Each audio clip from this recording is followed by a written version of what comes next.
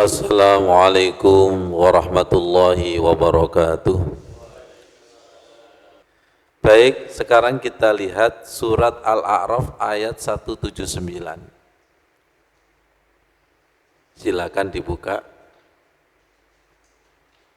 Walaqad zara'na li jahannama katsiran minal jinni wal ins. Dan sungguh benar-benar kami isi neraka jahanam kebanyakan dari jin dan manusia. Ayat 179. Siapa yang dimasukkan Allah ke dalam neraka jahanam? Lahum qulubul la yafqahuna biha. Mereka itu punya hati tapi tidak digunakan untuk memahami, merasakan. Walahum a'yunul la yubsiruna biha. Mereka itu punya mata tapi tidak mampu untuk melihat ayat-ayat Allah. Walahum adhanul la yasma'una biha. Mereka punya telinga tapi tidak digunakan untuk mendengar ayat-ayat Allah, kalimat azan atau ajakan-ajakan di jalan Allah. Ulaika kal an'ami bal hum adall. Mereka itu seperti binatang ternak bahkan lebih hina. Kenapa mereka disebut binatang ternak? Ulaika humul ghafilun, karena mereka itu lalai. Lihat saya, kita disuruh sholat itu bukan untuk lalai dan melamun, Mas Rudi. Wa aqimis sholata li dzikri, dirikanlah sholat itu untuk ingat.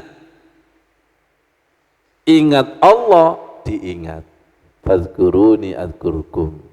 Nasullaha fanasiyahum. Lupa kepada Allah, dilupakan.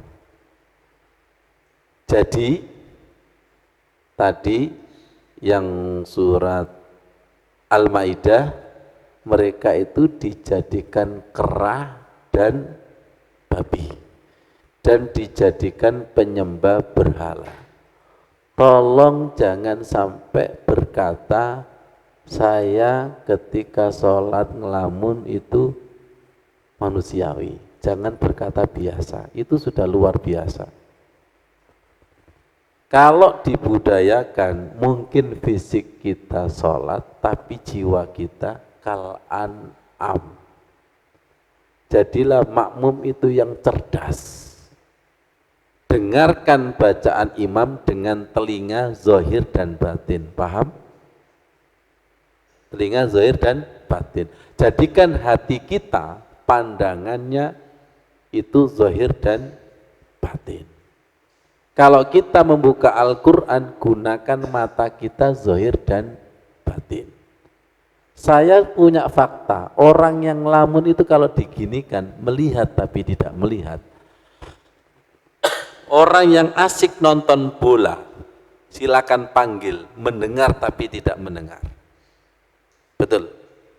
Silakan anak lagi main game online, panggil itu, mendengar tapi tidak. Karena perhatiannya tertuju pada satu fokus. Orang lamun itu tertuju kepada satu fokus. Semoga kita dihilangkan dari kelalaian kita. Jangan sampai fisik kita itu manusia tapi jiwa kita binatang ternak, jiwa kita kera dan jiwa kita babi. Yang mengatakan Allah loh ya, saya hanya menjabarkan saja. Kenapa mereka itu disebut kal an'ami bal hum adall? Ulaika humul ghafilun alladzina hum an salatihim sahun. Itu sudah sinonim itu, sahuna sama ghafiluna.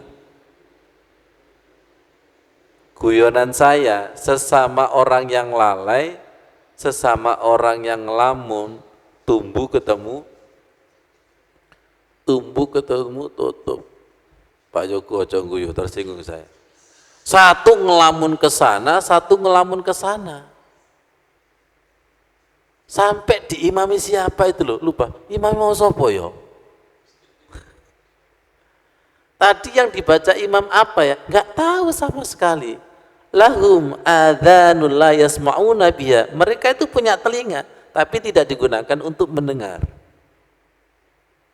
Jadi setan itu berusaha menutup potensi hati, menutup potensi telinga, menutup potensi mata.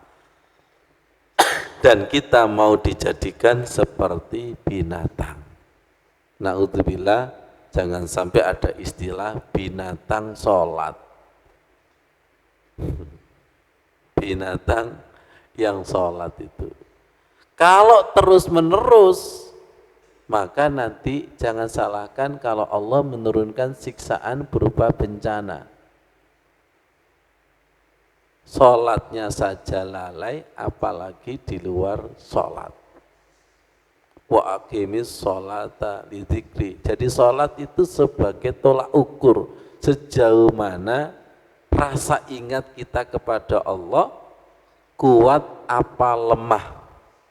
Kalau kuat, insya Allah ingatnya kepada Allah di dalam sholat mewarnai dalam kehidupan. Tapi kalau di sholatnya ingatnya kepada Allah lemah, berarti nanti kalau sudah memegang uang tambah enggak ingat. Berarti nanti kalau sudah di kursi jabatan tambah enggak ingat. Berarti nanti kalau dalam kesibukan tambah enggak ingat. Ingat, nasullaha fanasiyahum. Siapa yang lupa kepada Allah maka akan dilupakan. Fazkuruni adzkurkum. Ingatlah kepada Allah maka akan diingat. Jadi tolong dibiasakan potensi hati dimaksimalkan, potensi mata, telinga itu dimaksimalkan. Namanya apa ini? Tadabbur. Namanya apa ini? Ulul albab.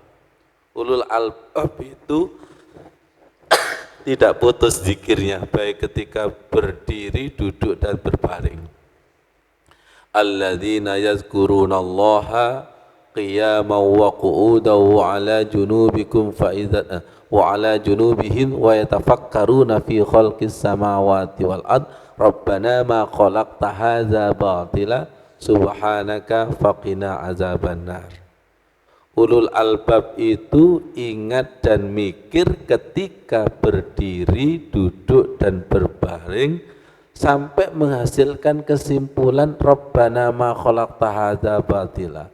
Gak ada yang diciptakan Allah itu batal, salah dan sia-sia. Subhanaka, maha suci Allah. Apa yang ditakdirkan Allah walaupun secara kasat mata itu tidak mengenakkan, subhanaka. Maha suci engkau ya Allah, maha suci daripada kesalahan. Subhanaka faqina adzabannar. Faqina adzabannar, ya Allah lindungi kami daripada siksa neraka. Dulu pernah saya terangkan Bu Kiki, maksud dari faqina adzabannar itu ketika kita berpikir negatif kepada Allah itu sudah menjadi nar dunia. Contoh, panjenengan silakan janjian, tiba-tiba enggak jadi. Ini percuma aku. Pada saat ngomong percuma dan mengeluh, marah-marah, itu nar sudah. Silakan jenengan nanti pulang dari pengajian, hujan mengeluh. Itu rintikan hujan, itu kayak jarum. Betul. Tapi kalau ridho, ya Allah, semoga rizkiku nanti sebanyak air hujan ini turun. Jadi kayaknya nur dan nar itu kita ciptakan.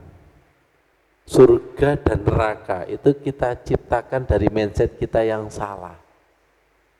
Sama-sama kena hujan tapi suasananya beda. Oh ngaji kayak gini aja sama-sama ustadznya suasananya beda kok. Suasananya beda kok.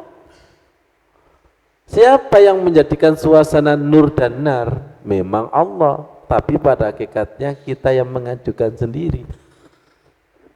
Ana inda dzanni abdi bi. Allah itu tergantung prasangka hambanya. Kalau hambanya itu berprasangka buruk kepadaku, ya sudah, tak buat buruk. Tapi kalau berprasangka positif, maka tak jadikan positif. Ya Allah, Allahu Akbar, Allahu Akbar. Salat lagi. Nah, sudah berprasangka. Besok rekreasi jamaah musola al-ikhlas. Wah, langsung merem, langsung melek. Betul enggak? Dari awal dipanggil azan sudah enggak senang. Dari awal terdengar suara rekreasi senang. Itu berpengaruh. Jadi nar atau nur itu kita ciptakan. Kita ciptakan itu. Masya Allah ya Karim. Ya Allah. Semoga menjadi ilmu yang bermanfaat. Wassalamualaikum warahmatullahi wabarakatuh.